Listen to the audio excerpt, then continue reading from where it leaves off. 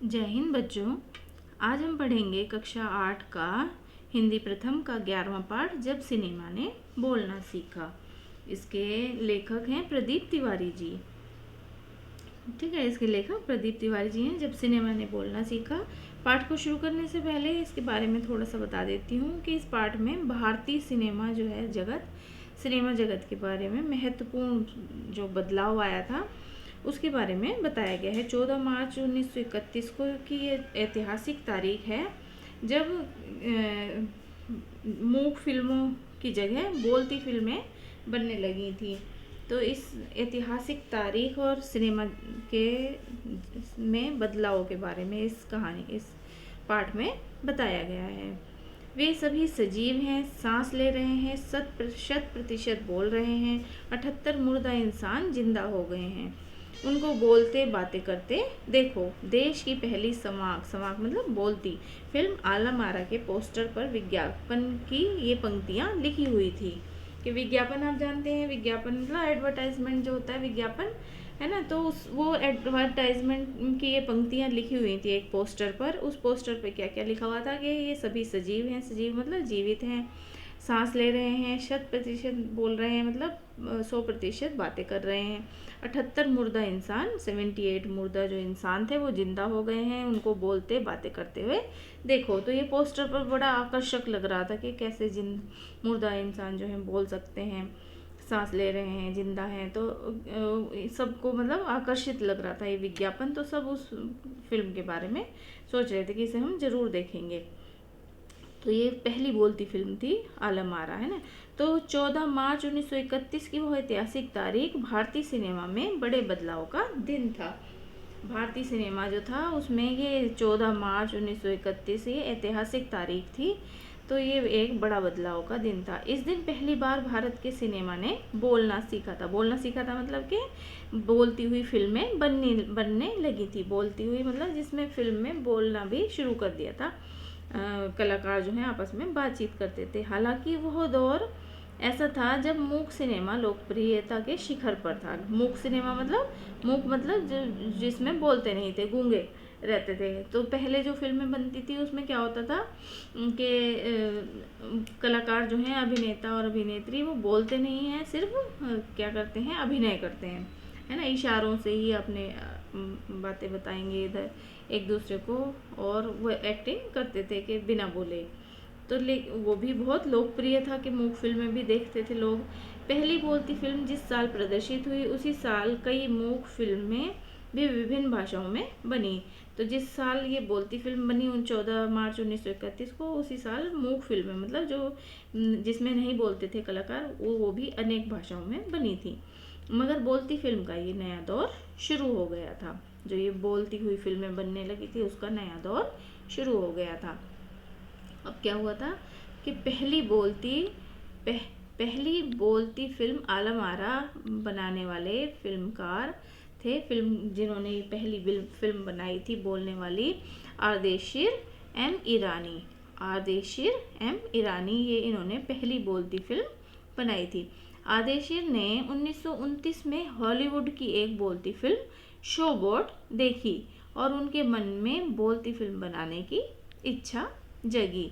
ठीक है ना। तो उन्होंने हॉलीवुड, जो अंग्रेजी फिल्में होती हैं उसे हॉलीवुड बोलते हैं, और जो भारतीय फिल्में हैं वो बॉलीवुड फिल्म में बोलते हैं। तो उन्होंने पहली 1929 में एक हॉलीवुड फिल्म देखी थी, शोबॉट। तो उस फिल्म को देखकर उनके मन में उस वैसी ही बोलती हुई फिल्म बनाने की इच्छा जगी कि इसमें कलाकार सब बोल रहे हैं, तो इसी तरह से हम भारतीय फिल्म भी बना सकते हैं जिसमें कलाकार आपस में बोलते हैं। तो उन्होंने ये फिल्म बनाने का सोच लिया था। और उसकी जो पटकथा, जो उसके मतलब कि किस आधार पर कहानी बनाई जाएगी, तो उन्होंने पारसी रंगमंच मैंने पारसी भाषा का जो स्टेज था, रंगमंच था, वहाँ पर एक नाटक, लोकप्रिय नाटक था उसका। उस नाटक के की जो कहानी थी, उस नाटक की कहानी को उन्होंने अपनी फिल्म का आधार बनाया था, पटकथा का आधार बनाया। मैंने उस कहानी के ऊपर बेस्ड उन्होंने अपनी फिल्म बनाई। इस नाटक के कई गाने ज्यों के त्यों फिल्म में ले लिए उन्होंने। इस नाटक में जो भी गाने थे और जो कहानी थी, उस कहानी को और उसके गानों को उन्होंने अपनी फिल्म में ले लिया था। और एक इंटरव्यू में आदेशिर ने उस वक्त कहा, एक साक्षात्कार हुआ था, एक इंटरव्यू हुआ था जब ये फिल्म बना ली थी उन्होंने, तो उन्होंने क्या कहा था कि हमारे पास कोई संवाद लेखक, संवाद मतलब कि बोलने वाला, बातचीत करने वाला, कि हमारे पास कोई संवाद लेखक नहीं था, संवाद लेखक नहीं था, कि वो कोई भी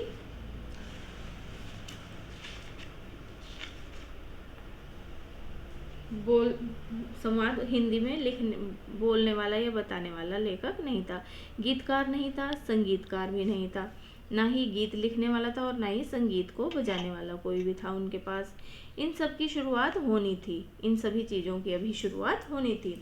आदेशिर ने फिल्म के गानों के लिए स्वयं की धुनें चुनी थी, उन्होंने स्वयं ही उन गानों के लिए धुनें बनाई थी। धुनें माने म्यूज़िक, उसमें म्यूज़िक जो दिया था उन्होंने खुद ही स्वयं दिया था।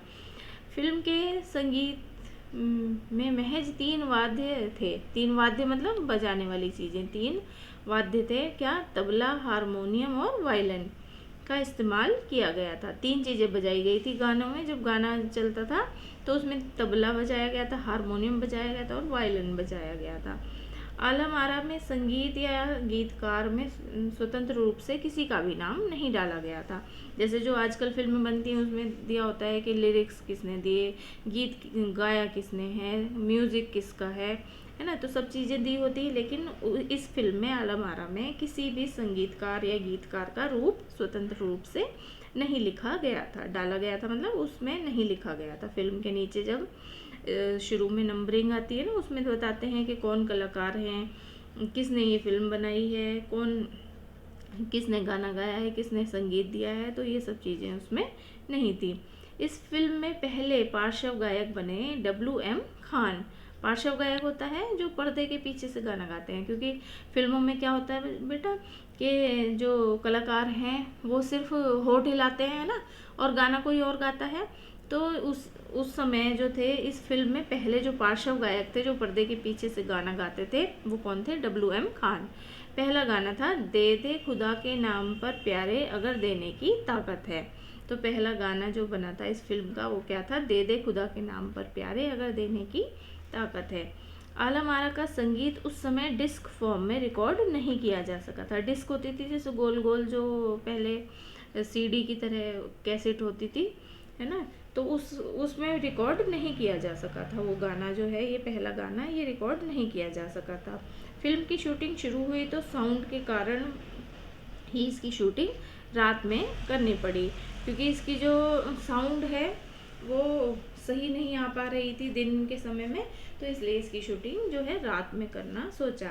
मूक युग की अधिकतर फिल्मों को दिन के प्रकाश में शूट कर लिया जाता था, क्योंकि उसमें बोलते नहीं थे, तो दिन में कर लिया जाता था, क्योंकि दिन में जो है वहाँ पर बहुत सारे लोग होते थे, वो बातचीत करते रहते थे, बहुत मतलब वहाँ आवाज़ें होती थी, तो उनकी आवाज़ जो है सही रिकॉर्ड नहीं हो पाती थी, इसलिए उन्होंने रात में शूटिंग करना सोचा।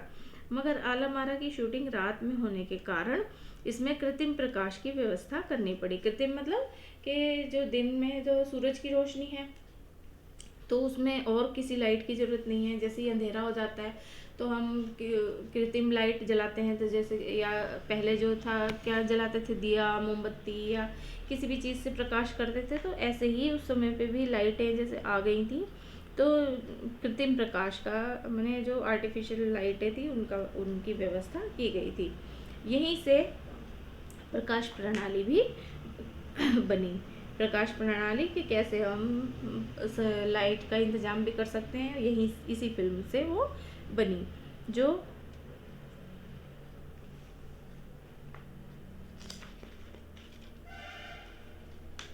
प्रकाश प्रणाली भी बनी जो आगे फिल्म निर्माण का जरूरी हिस्सा बन गई। ठीक है ना, जो आगे जो भी फिल्में बननी थी उनके लिए ये जो कृत्रिम लाइट थी वो जरूरी हिस्सा बन गई। आलम आरा ने भविष्य के कई स्टार और तकनीशियन तो दिए ही, आदेशिर की कंपनी तक ने भारतीय सिनेमा के के लिए 150 से अधिक मूक और लगभग 100 संवाद फिल्में बनाई। अब जो आलम आरा जो फिल्म थी, इसने भविष्य में कई स्टार माने बहुत सारे कलाकार और तकनीशियन के तरह तरह की चीज़ें उसमें प्रयोग की गई थी। तो वो तो दिए ही, लेकिन साथ ही क्या हुआ कि आदेशी जो एम ईरानी इन्होंने पहली फिल्म बनाई थी, तो इन्होंने 150 से अधिक मूक फिल्में, मूक मतलब जिसमें बोलते नहीं थे वो फिल्में बनाई, और 100 से अधिक संवाद फिल्में जिसमें बोलते थे वो फिल्में बनाई। Alam Ara film Arabian nights जैसी फैंटेसी थी। अरेबियन नाइट्स करके एक फिल्म है ना, तो उस आलम आरा फिल्म जो थी उसी की तरह फैंटेसी फिल्म बनी थी।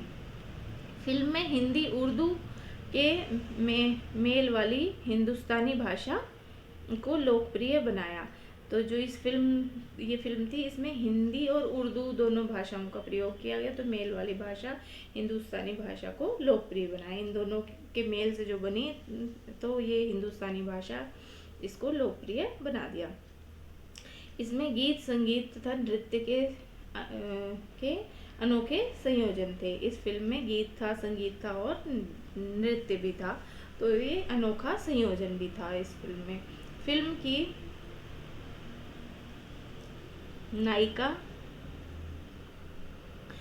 की जो नायिका थी वो जुबैदा थी, नायक विठल थे। ठीक है ना। वे उस दौर के सर्वाधिक पारिश्रमिक पाने वाले स्टार थे। माने उस दौर में सबसे ज़्यादा ये इनको पैसा मिलता था। इससे आगे का मैं अगली वीडियो में बताऊंगी। धन्यवाद।